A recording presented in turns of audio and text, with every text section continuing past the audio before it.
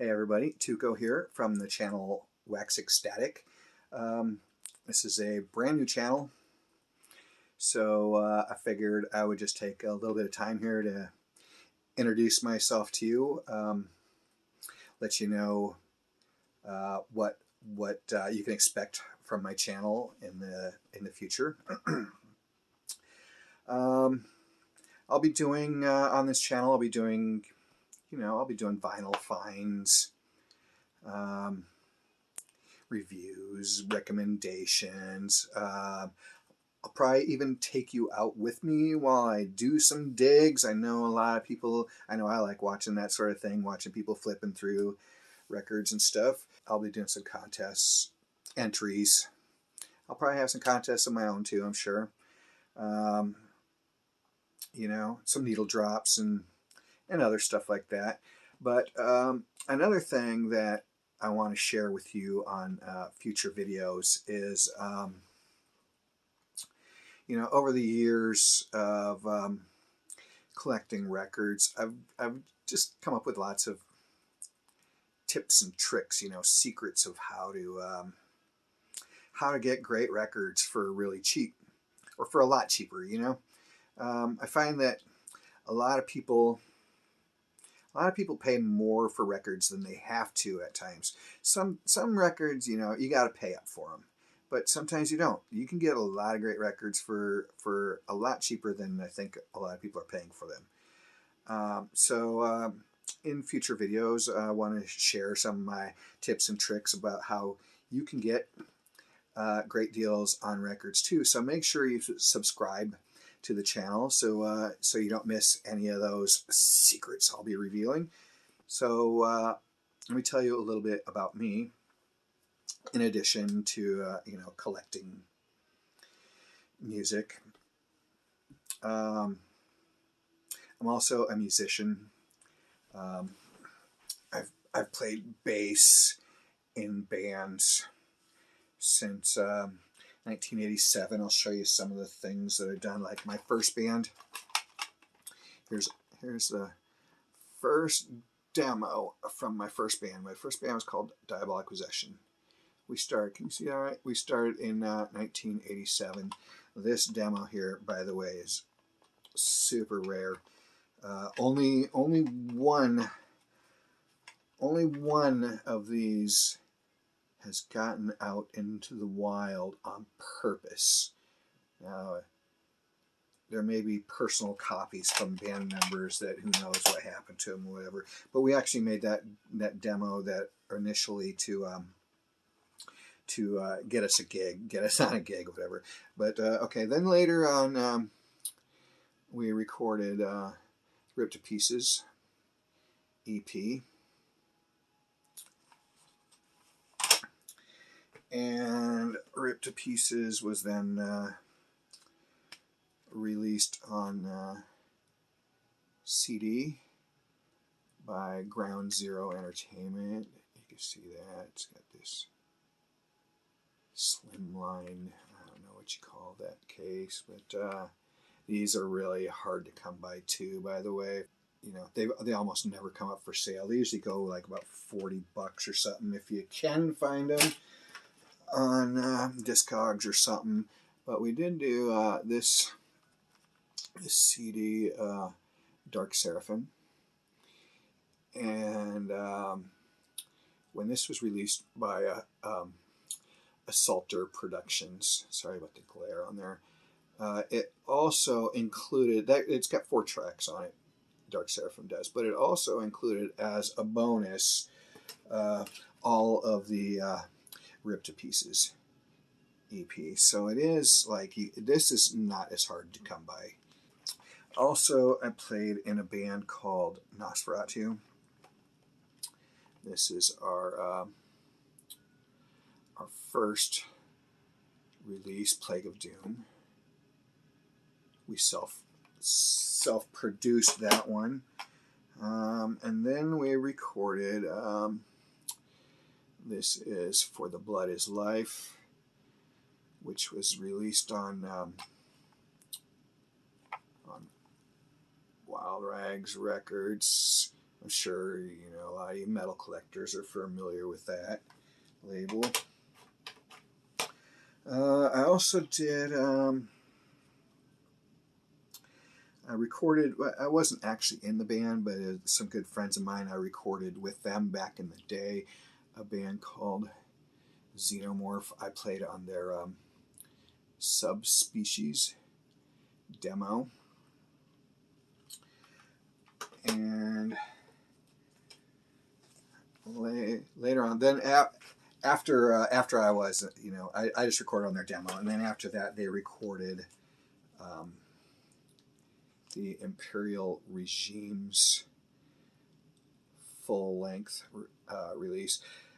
But this record right here, when you get the deluxe edition of this record, it comes with a bonus record of Subspecies demo.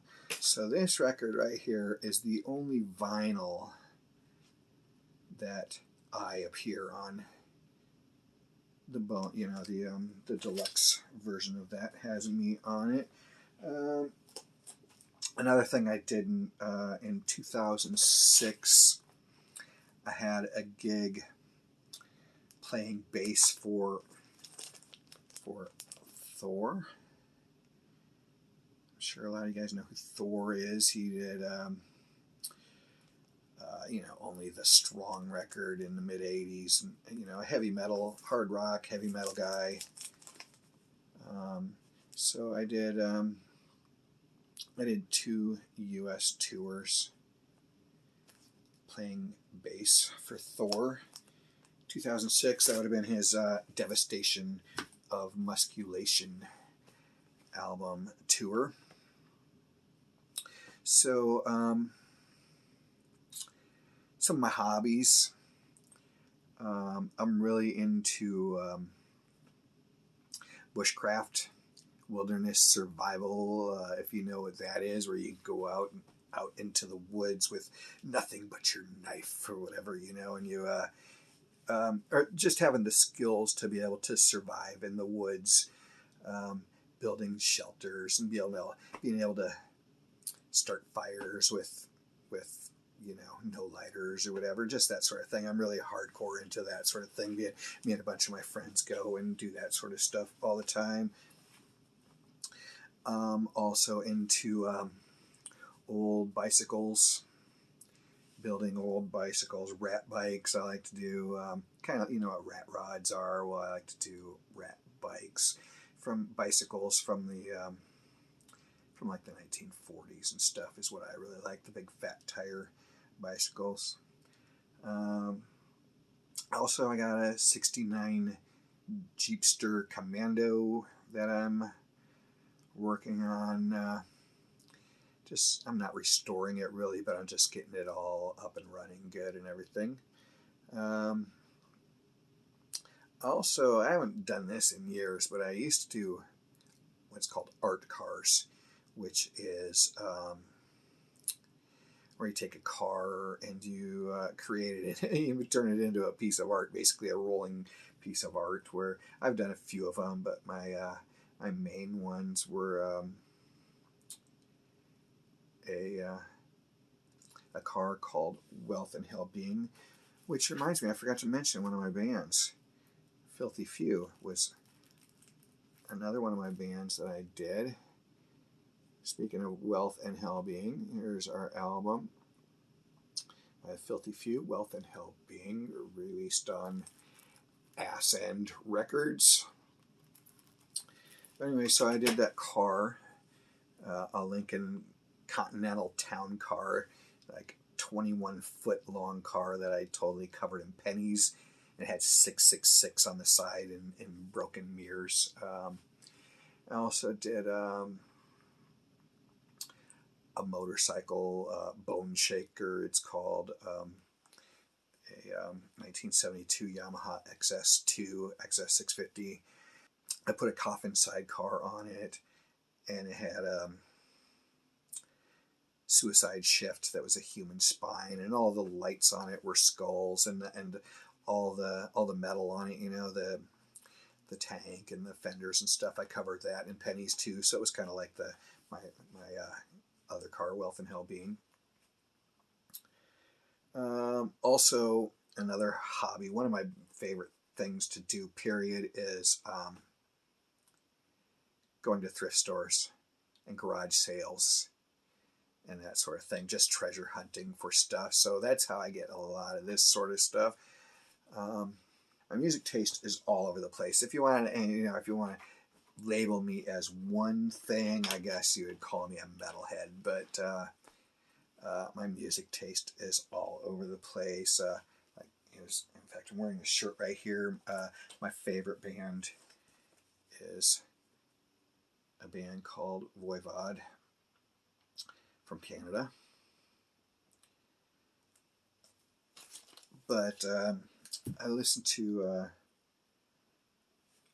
a lot of other things also. Like I love new wave stuff. Here's a brand new record from the Vapors, Together. And I love punk too, like Crass, and this is Rudimentary Peni's Death Church album. So I like a lot of that sort of stuff. I'm really into exotica music. Here's Chano and his African percussion safari, Jungle Echoes. And space age pop is another genre that I'm into. That's a couple of genres that most people don't show, but you'll be able to see them here on my channel. YouTube community is definitely lacking in exotica and space age pop, so I'll be showing some. Now this record right here is a space age pop record, and it doesn't look like much, but man, this is a really great album. So if you come across this, Buddy Maxwell at the Harp and Hi-Fi, great album, check that out. I like a lot of other kinds of records too. Well, I'm into, other genres. I love hard rock. I love hard rock. Some classic rock, prog, jazz, classic country, and that sort of, also all over the place. Also, I like soundtracks and scores, like Basil Polidorus did Conan the Barbarian soundtrack. I like John Carpenter quite a bit. There's some Bernard Herrmann with the Vertigo soundtrack for the Alfred Hitchcock movie. I'm a huge fan and collector of Roger Miller.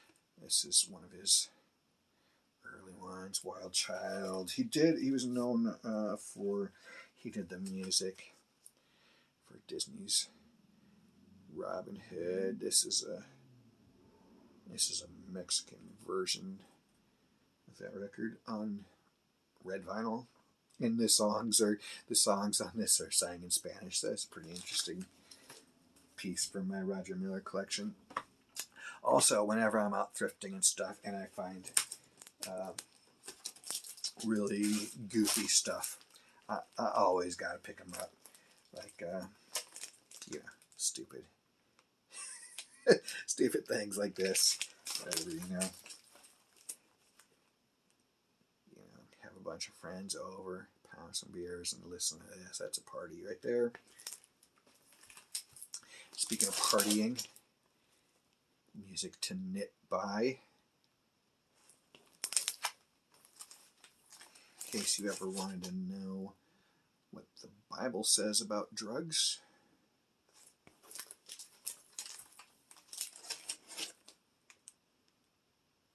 Typing records. How to improve your golf game. And bet no one's No one's showing this. You can only get this sort of stuff on this channel here. No one shows this kind of stuff. I've been into records, since the earliest recollection, I think, is like when I was 10 for Christmas. For Christmas, I got some Kiss records from my mom. I think I also got first electric guitar that year, or else it might have been the very next year. After 1 year after getting Kiss records, I needed a guitar. It might have been the same year though. And I always used to listen to my mom's Beatles 45s and stuff like that. We had the little plastic record player, and that's what we listened to all that stuff on back when I was a kid. But later on, when I started getting records myself, like in high school, I started really getting into hard rock, heavy metal. Ozzy was my thing for a minute back then. I'm 53 years old right now, but this was back when Ozzy first left Black Sabbath, so I was a huge nut back then. Black Sabbath fan, Blue Oyster Cult fan, but back then I was really into Alice Cooper also, and at one point back then, this is his first album, by the way, Praise for You, my favorite Alice Cooper record. And a lot of people don't like this. I think this is them just at their most creative, most adventurous. It's just really, it's too out there for a lot of people. Not for me though. I just love this sort of stuff. This is a live album from that era. This is like live 1969. It says that live at the Whiskey in LA, where they play just a lot of the stuff from that first album, Praise for You. But back then, I used to have every Alice Cooper record except the second album, Easy Action. Back then, I didn't consider myself a collector. Then, I just had records. It wasn't a collection. They were just what I listened to. I don't know what happened to all my records I had back then. I had, like Twisted Sister and Abattoir and Slayer and I was really getting into metal at that time. And by the way, back then, you were just paying, how much metal goes for nowadays. But back then, they're just retail price, whatever. You might have been paying $5-6 for these records that are now $60-70 records, whatever. But I don't know what ever happened to those records really. But I do remember though, years later, I wasn't collecting records at the time, and years later, I was going through, I don't know, maybe a record store, or an antique store or something. Let me dig it out. I didn't dig this record out.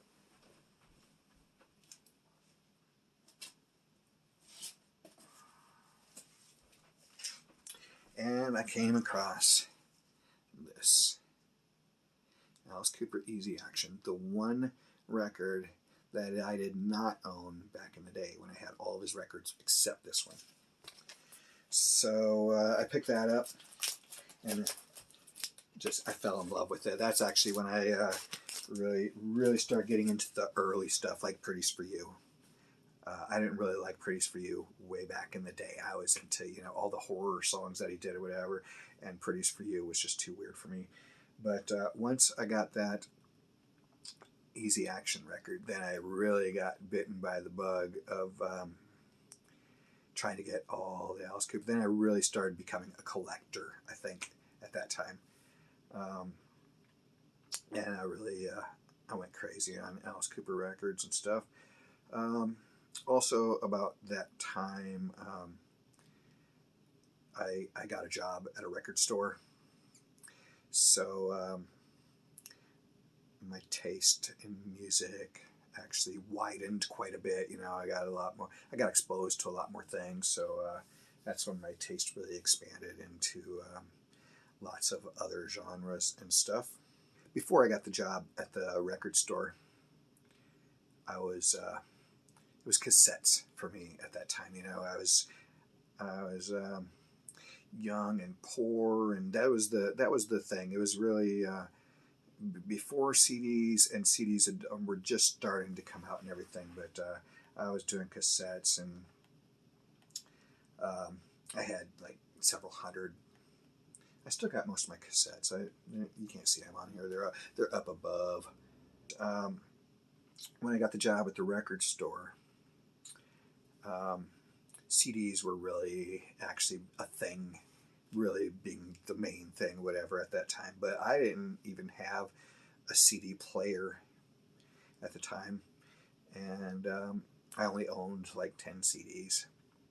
But over the course of the few years that I worked at the record store, um, I ended up having like getting over 3,000 CDs or something. You know, I only had about 1,000 at a time. I'd always be buying them and selling them and everything because you don't make any money working at a record store. But I spend all my money, spend all my money on CDs and stuff. So it was always a rotating um, collection of CDs that I had then.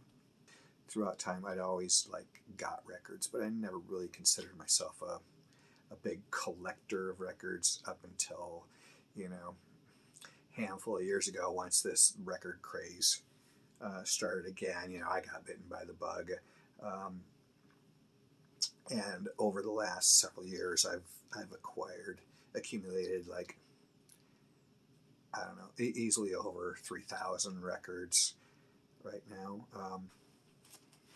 So that's pretty much where I'm at right now. I'm just, addicted to record collecting, and records. Still buy some CDs here and there, reel-to-reel tapes, 8-track tapes, like I said, all over the place. But I'm definitely bitten by the bug. So, I just wanted to invite you to my channel, come along on my journey of collecting. So please subscribe.